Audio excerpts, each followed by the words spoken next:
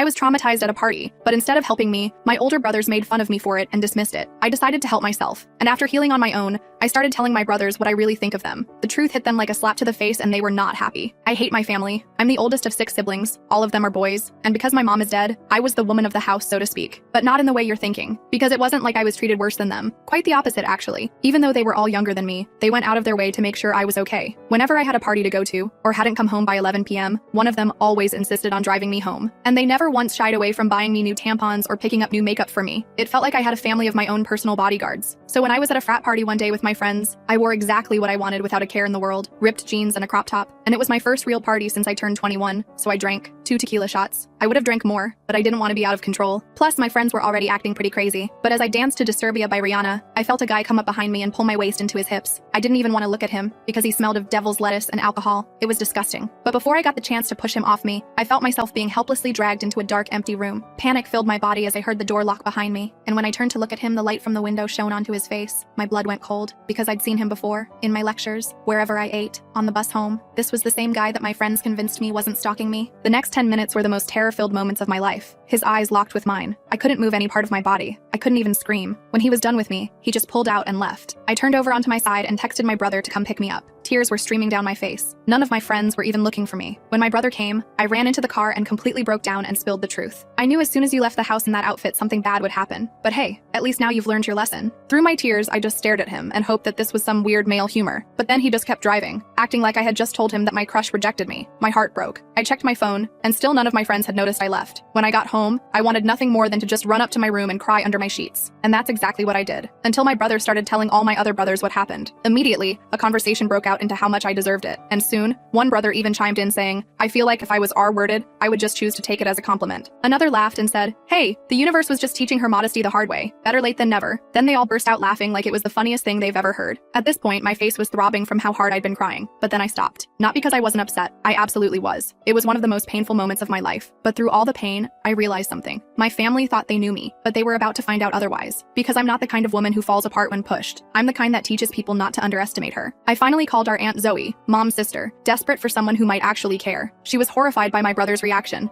but lived across the country and couldn't travel immediately. Instead, she helped me find a local women's support group, promising to visit as soon as she could arrange it. I snuck out to my first support group meeting the following week, lying to my brothers about having a study session. Walking into that room of strangers was terrifying, but not as scary as going back home. As other women shared their stories, I had intense flashbacks to my assault. My heart raced so fast I almost bolted for the door. A counselor named Onyx noticed and quietly sat beside me, just being present until I could breathe normally again. She didn't push me to share but gave me her card with her cell number. Call anytime, she said, even if you just need silence on the other end. That simple kindness broke something in me. It was more support than my own family had offered. After the meeting, Onyx suggested I file a police report, but I was paralyzed with fear that my brothers would find out and blame me even more. They'd already made it clear whose side they were on. I decided to document everything privately first. The assault, their reactions, everything, while building my independence. I needed money to eventually move out, but my part-time campus job barely covered my textbooks. I started applying for remote work I could do from my bedroom. Data entry, transcription, anything that would help me save without my brothers noticing. My brother Dale noticed I wasn't eating family meals anymore, but instead of showing concern, he accused me of being dramatic and attention-seeking. I started keeping protein bars and snacks hidden in my room, seriously, like I was some prisoner, avoiding the dinner table where they'd make casual jokes about my assault. One night I heard them laughing about how I finally got some action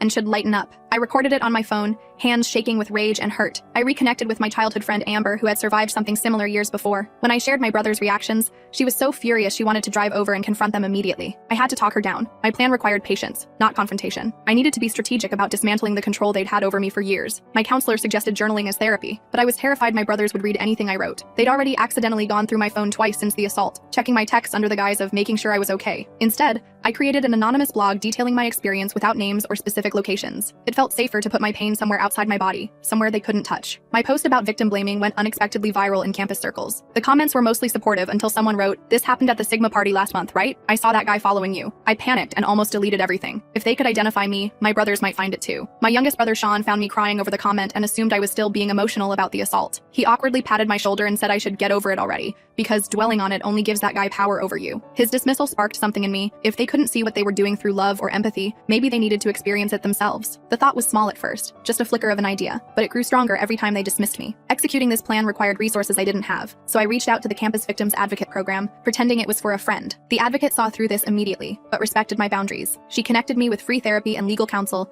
that wouldn't appear on any insurance my brothers might monitor. Attending these appointments meant explaining my absences, so I created a fake study group schedule and even made fake flyers in case they checked. I started recording my brother's comments about my assault on my phone. "Emma's always been dramatic," Dale would say when he thought I couldn't hear. "She probably led the guy on," Alex would add. Listening to these recordings made me physically ill, so I asked Amber to transcribe and save them for me. We were building evidence, though I wasn't yet sure how I'd use it. My therapist helped me recognize that my brother's behavior was deeply rooted in toxic ideas they'd learned from our father, who'd raised them after mom died. Understanding this didn't make their betrayal hurt less, but it helped me develop a two-part plan: healing myself and opening their eyes to what they'd done. I decided to find my assailant on campus to file a report, but when I finally spotted him, he was talking casually with my brother Drax outside the science building. They were laughing like old friends. I later discovered they were lab partners, which complicated everything. I confronted Drax about knowing Tyler, my assailant. His response was casual, dismissive. "Tyler's a good guy, just got carried away. You were dressed pretty hot that night." I secretly recorded this conversation on my phone, adding it to my growing collection of evidence. Building a support network outside my family became crucial, but most of my friends had abandoned me after the party. Some believed rumors that I'd made it up for attention. Others just found it uncomfortable to be around me now. I joined several campus support groups where I met Harper,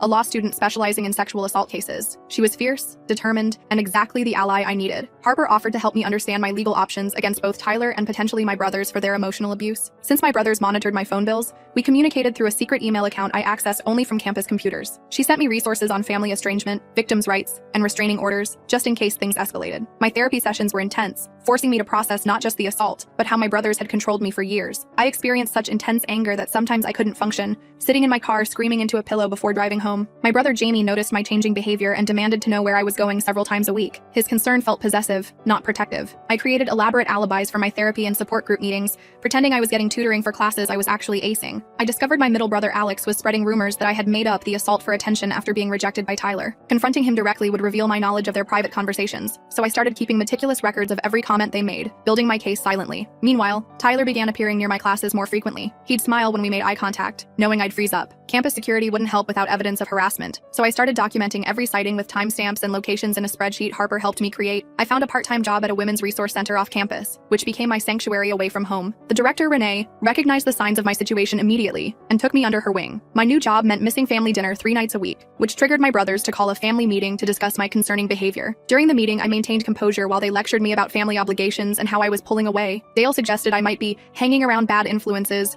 who were encouraging my victim mentality. They demanded I quit my job and spend more time at home where they could keep an eye on me. I pretended to agree while secretly continuing my work. My counselor suggested family therapy might help bridge the communication gap, but I knew my brothers would never agree to sit in a room where their behavior would be questioned. I decided to build my case more thoroughly before attempting any kind of reconciliation. While searching for Mom's old photo albums in the attic, I discovered her journals. Reading them revealed that our father had been equally dismissive when she reported harassment at her workplace years ago. "No one will believe you anyway," he told her when she wanted to file a complaint. I realized the cycle of dismissing women's experiences ran generations deep in our family. I wanted to connect more with Mom's side for support, but most lived far away. I began weekly video calls with Aunt Zoe, who shared stories about Mom I'd never heard.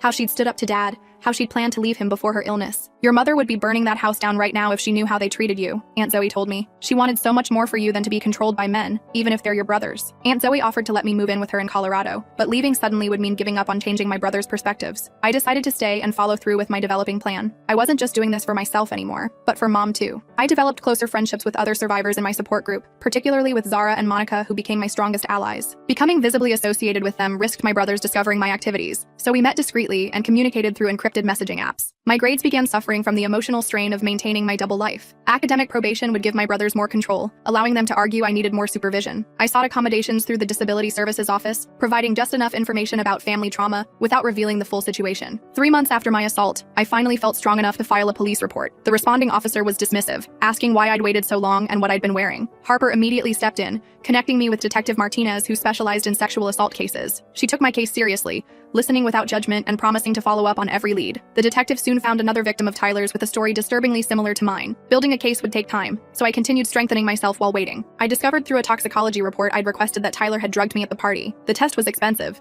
but Aunt Zoe had helped me pay for it. When I shared this proof with my brothers, their response was still victim blaming. "You shouldn't have accepted drinks from strangers." That's when I realized they might never truly understand unless they experienced similar dismissal. I decided to create an anonymous survey about sexual assault attitudes on campus, but needed help distributing it widely. I partnered with Professor Winters in the Gender Studies department to make it part of a legitimate research project. My brother Dale unwittingly completed the survey in his psychology class. He came home ranting about the idiots who don't understand consent, revealed in the aggregated results. I carefully asked him about his own survey responses. He proudly described answers that directly contradicted how he treated me. I recorded our conversation as evidence of his cognitive dissonance, how he could hold progressive views in theory but fail to apply them to his own sister. I wanted to show all my brothers this disconnection between their stated beliefs and actions, but direct confrontation might push them away. I developed a more subtle approach, planning to use their own words against them. I created a podcast series with Harper about family responses to sexual assault, disguising identifying details while sharing real experiences. Our podcast gained campus popularity and was featured in the university newspaper. My brother Sean was assigned to write a response piece for his journalism class. He unknowingly criticized his own behavior in his article, writing passionately about how families should support survivors rather than blame them. He brought his article home, proud of his progressive stance, and asked for my feedback. I carefully highlighted passages that directly contradicted how he had treated me. This part where you say, victim blaming is never acceptable. That's interesting considering what you said to me after my assault. Sean became uncomfortable with the parallels I was drawing, but dismissed them as different situations. That was family stuff, not like a real article, he argued. I asked him hypothetical questions that gradually led him to question his own attitudes. So victim blaming is wrong in newspapers, but okay at the dinner table? I wanted to use Sean's emerging awareness to influence the others, but he was the youngest and least respected among my brothers. I needed a strategy to reach Jamie, the oldest and most influential. My opportunity came when Jamie's girlfriend Lexi came to dinner. The assault topic arose when Sean mentioned his article, and my brothers made their usual dismissive jokes. Lexi's face showed visible discomfort, her fork pausing midway to her mouth. I approached her privately afterward while she helped me with dishes. Lexi revealed she was also a survivor and was horrified by Jamie's attitude. "I've never heard him talk like that before," she said, hands shaking as she dried a plate. "Is this how he really feels about assault victims?" She feared confronting him would end their relationship, so we developed a plan for her to safely express her concerns. Jamie actually listened to Lexi's perspective about victim blaming, though he initially defended himself by saying it was different with family. "You don't understand. Emma's always been dramatic. We have to be tough with her." Lexi asked him to imagine if someone had said those things to her after her assault. That created the first crack in his certainty. I could see it in his eyes when he looked at me across the room afterward. Jamie's conversation with Lexi made him unusually quiet for days. He stopped making comments about my assault but still wouldn't apologize. I decided to leverage his discomfort by asking innocent questions about Lexi when my other brothers were present. "How's Lexi doing? She seemed upset the other night when you guys were joking about assault victims." I wanted to create similar situations for my other brothers, but they didn't all have partners I could enlist. I recruited allies from their social circles through careful networking. My brother Alex mentioned a teammate whose sister had been assaulted but didn't connect this to his own behavior. I arranged to meet this teammate, Marcus, at a game and built a relationship with him, eventually sharing how my brothers had responded to my assault. Marcus was outraged but understood that confronting Alex directly might expose my strategy. We devised subtle ways to make Alex uncomfortable with his own views, like bringing up assault cases during team workouts, but presenting them as hypotheticals. "What kind of person blames their own sister for being assaulted?" Marcus asked casually during weight training. Alex found himself publicly taking positions that contradicted his private behavior, not realizing he was the subject of the conversation. Meanwhile, the police investigation into Tyler progressed with another victim coming forward. Tyler claimed all encounters were consensual, and the prosecutor warned me the case would be challenging without more evidence. I spotted Tyler talking to my brother Drax again in the campus cafeteria, directly warning Drax about him might backfire, making me seem vindictive. Instead, I anonymously sent campus security footage of Tyler following me to the Gender Studies department as part of their Campus Safety Awareness Week. The awareness campaign featured the footage without identifying either of us. Drax recognized Tyler's behavior pattern from the video and began questioning his lab partner's character. I needed financial independence to ensure I could leave if my plan failed. My current jobs barely covered minimum expenses, so I applied for a resident advisor position that would provide free housing the following semester. The RA interview required a family reference, but asking my brothers would reveal my plans. I asked Aunt Zoe to pose as my guardian since she shared my last name. My brother Dale discovered my application papers in my backpack when he was snooping through my things. He assumed I was planning to bring shame on the family by living with strangers, and confronted me at dinner, unwittingly revealing my plans to everyone. "So you're just going to abandon your family now?" he demanded, throwing the papers on the table. "After everything we've done for you?" The family dinner exploded into arguments about my betrayal. Jamie accused me of being ungrateful for their years of protection, but their controlling behavior only validated my need for independence. I finally spoke my truth about how their protection had always been about control. My brothers tried interrupting and dismissing me, talking over me as they always had. Months of therapy had strengthened my resolve, and I continued speaking even as they attempted to silence me. "You don't get to decide when I'm done talking anymore," I said, my voice stronger than I'd ever heard it. "You've been talking over me my entire life, and I'm finished with it." Jamie accused me of being dramatic and ungrateful for their years of protection. I calmly took out my phone and played a recording of them joking about my assault from a family dinner 2 months earlier. "She was practically advertising with that outfit," Alex's voice said, followed by laughter. "Maybe now she'll listen when we tell her how to dress," Dale added. The room fell completely silent as they heard their own voices. My brothers claimed the recording recording was taken out of context, that they were just blowing off steam because they were angry about what happened to me. I told them I had dozens more examples documented and was prepared to share everything with our extended family unless they truly listened to me for once. My brothers reluctantly agreed to hear me out, but set a time limit of 30 minutes as if they were doing me a favor. I prepared a concise presentation of their behavior patterns since mom died, showing them a timeline of controlling comments and actions they'd made over the years. They claimed they were just looking out for me, so I contrasted their treatment of me versus how they treated each other. When Sean came home drunk last month, you made jokes about his hangover. When I had one drink at a party, I was asking for trouble. Explain the difference. Sean was the first to admit he could see some problems with their behavior, but insisted they never meant harm. I explained how impact matters more than intent when it comes to psychological damage. You don't get to decide whether you hurt me, I said. That's not how it works. I wanted them to understand the connection between their protection and their response to my assault. They struggle to see the correlation, so I brought in articles about benevolent sexism and protective control from my psychology coursework. Jamie became defensive about being called sexist. We're not sexist. We love you. That's why we protect you. This defensiveness prevented real listening, so I asked him to simply listen to Lexi's recorded statement about how their attitudes affected her. Hearing Lexi's perspective made Jamie visibly uncomfortable. I couldn't believe the man I love could think this way about women, her voice said from my phone. It makes me wonder what he'd say if something happened to me. Jamie claimed Lexi was influenced by me, so I revealed that several of their friends and girlfriends had independently expressed concern about their attitudes when I'd quietly reached out to them. My brother Alex accused me of turning people against them, which only deflected from personal responsibility. I asked them to explain why so many people were disturbed by their behavior if it was truly appropriate. The question hung in the air as they struggled to answer. Dale finally asked what I wanted from them, his tone suggesting he expected unreasonable demands like a formal public apology or financial compensation. I surprised them by requesting they attend a single session with my therapist to understand trauma responses. They reluctantly agreed to one therapy session, but insisted on a male therapist. I arranged an appointment with Dr. Raj, who specialized in helping men understand sexual violence. The night before therapy, Drax came to my room to talk privately. He seemed more concerned about family reputation than my well-being, asking if I was going to tell some stranger all our family business. I showed him research on how victim support affects recovery outcomes. Did you know that victim blaming by family members can cause more PTSD symptoms than the assault itself? I asked him. That's what you guys did to me. Drax admitted he'd stopped talking to Tyler after seeing more red flags in his behavior, but still questioned why I hadn't fought back harder. I explained freeze responses and showed him research on trauma physiology, how the body sometimes shuts down during assault rather than fighting. It's not a choice, I explained. Your body makes that decision for you. During the therapy session, my brothers maintained defensive postures, arms crossed and jaws tight. Dr. Raj skillfully used examples from their own lives to illustrate vulnerability. When he asked about times they'd felt powerless, tiny cracks appeared in their unified front. Dr. Raj asked them to imagine their response if a man had said such things about our mother. What would your father have done if someone suggested your mother deserved to be assaulted because of her clothing? The hypothetical struck too close to home, and Jamie abruptly left the session, slamming the door behind him. The remaining brothers tried to follow Jamie, their default reaction always to maintain unity. Dr. Raj calmly noted how they prioritized sticking together over discovering truth. Surprisingly, Sean made the choice to stay and continue listening. I want to understand, he said quietly. I don't think I've been a good brother. I wanted to build on Sean's willingness to engage, but knew pushing too hard might trigger backlash. I suggested we all take a week to process before meeting again. During our week apart, I focused on my court case against Tyler. The prosecutor warned me that my brother's statements about my behavior and clothing undermined my credibility. I asked them not to speak to anyone about the case if they couldn't be supportive. Sean approached me privately to apologize, but his apology focused on how he never thought about it that way, rather than acknowledging the harm he'd caused. I explained why intent doesn't erase impact, and asked for concrete changes in his behavior. Sean promised to stop making jokes about my assault, but I needed active allyship, not just passive improvement. I asked him to speak up when our other brothers made inappropriate comments. Sean tried standing up to Jamie at dinner when he made a victim-blaming comment about a news story. Maybe she shouldn't have been jogging alone at night, Jamie had said, and Sean replied, that's messed up, man. Nobody asks to be attacked. Jamie immediately shut him down and mocked him for becoming a feminist, and Sean experienced firsthand how I'd felt for months, dismissed and belittled for challenging their views. I found Sean researching sexual assault statistics late at night in the kitchen. He was shocked by the prevalence rates, particularly among college women. I realized how sheltered all my brothers had been from women's realities. 1 in 5 women, Sean. Look around your classes tomorrow and count. Alex overheard Sean defending me to their friends at a barbecue,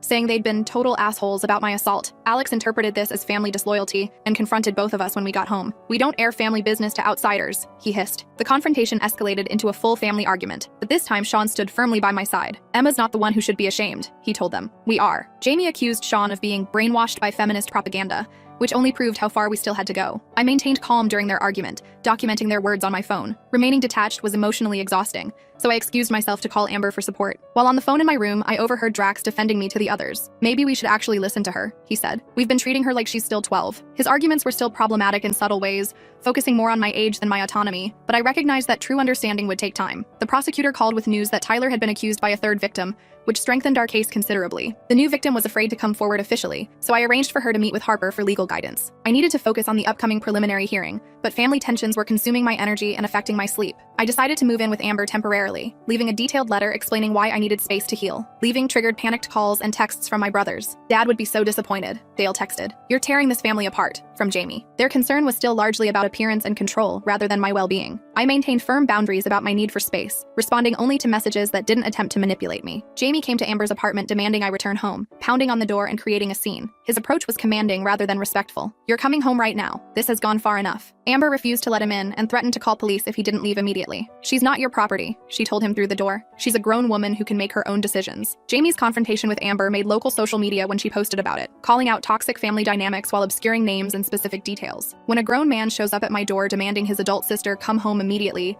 like she's a runaway teenager, we have a serious problem with male control, she wrote. The post was shared widely in campus circles, and my brothers realized their behavior was now visible to others. Sean reached out with a genuine apology for everyone's behavior. I've been thinking about everything, his text read. We've been awful to you. I'm so sorry, Emma. Apologizing wasn't enough without changed behavior, so I agreed to meet just him for coffee to discuss next steps. During coffee with Sean, I learned that Drax had discovered more disturbing information about Tyler's history with women. He'd overheard Tyler joking about scoring with drunk girls with other lab partners. Sharing this information might compromise the legal case, so Sean agreed to keep Drax's discoveries confidential until the detective could properly investigate. Sean revealed that our brothers were having private conversations about their behavior. Jamie had actually cried during one of these talks, but pride prevented him from admitting wrongdoing to me directly. Sean suggested a family meeting with Aunt Zoe as mediator, since they respected her as mom's sister. I proposed the family meeting for the following weekend, but Jamie initially refused to participate, calling it emotional blackmail. Sean and Drax had to convince him that family unity depended on it, knowing that appealing to his leadership role would work better than appealing to empathy. Preparing for the meeting caused intense anxiety. I had nightmares about them ganging up on me again, dismissing everything I said. But avoiding confrontation wouldn't lead to healing, so I worked with my therapist on grounding techniques for emotional regulation during difficult conversations. Aunt Zoe arrived a day early to hear everyone's perspective individually. My brothers tried minimizing their behavior to her,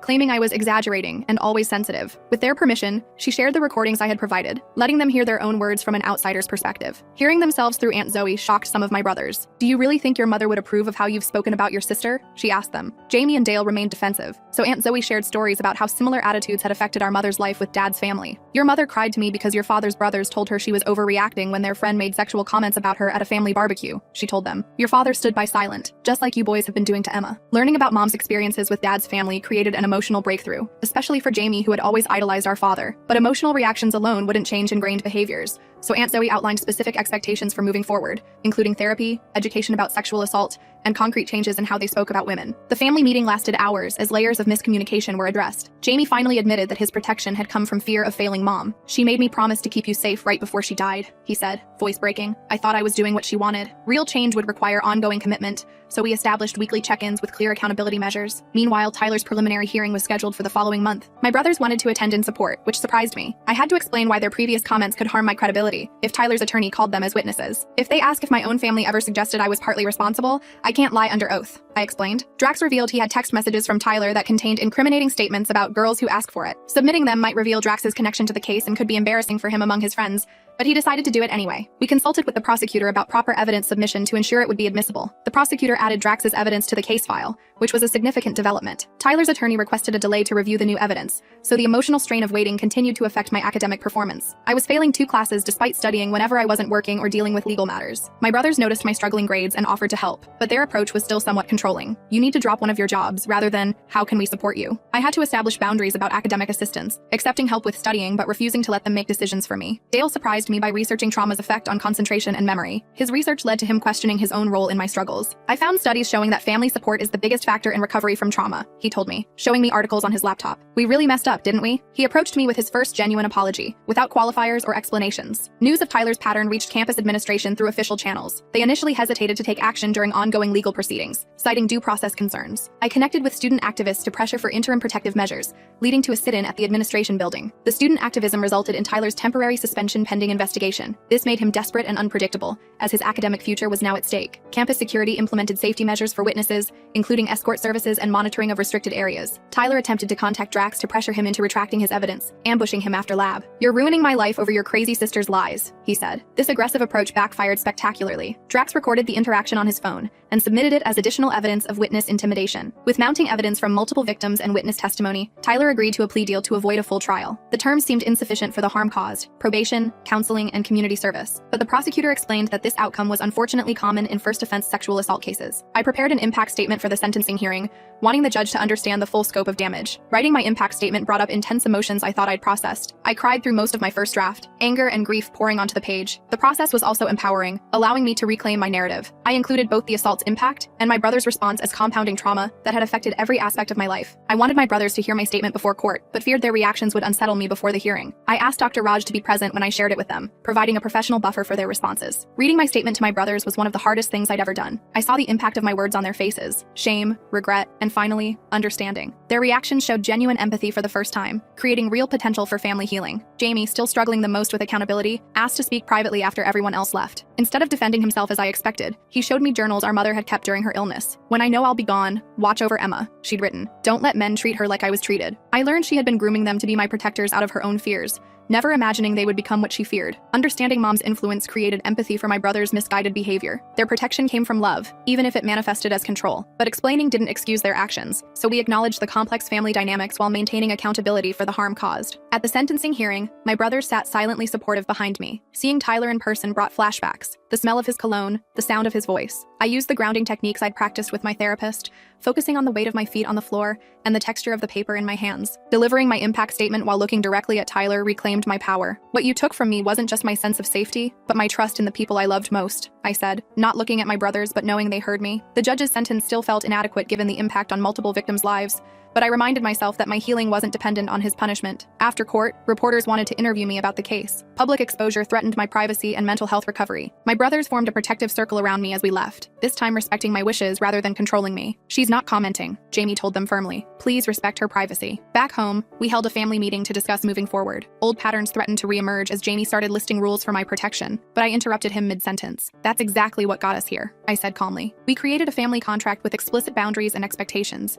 including respecting each other's autonomy and never dismissing each other's experiences. I still planned to become an RA and gain independence, but now approached it as growth rather than escape." My brothers helped me prepare for my final interview, respecting that this was my decision regardless of the outcome. The podcast Harper and I created expanded to discuss family healing after trauma. Maintaining privacy remained important to protect my brother's growth process, so we carefully anonymized details while sharing authentic experiences about how families can heal after initially responding poorly to disclosure. 1 year after the assault, my brothers surprised me by organizing a reclaiming ceremony. They worried they were centering themselves in my healing, so they asked Onyx from my support group to guide them in creating a truly supportive event. It was simple, just us, Aunt Zoe, and my closest friends gathering to acknowledge how far we'd all come. 2 years after that horrible night, our family bears little resemblance to what it once was. I did become an RA, which gave me the independence I needed while still maintaining connection with my brothers. The experience transformed all of us in unexpected ways. Sean is now a peer educator on consent and healthy relationships, turning his shame into purpose. Drax switched his major to psychology with a focus on trauma recovery, often consulting me before making assumptions about women's experiences. Even Jamie, the most resistant to change,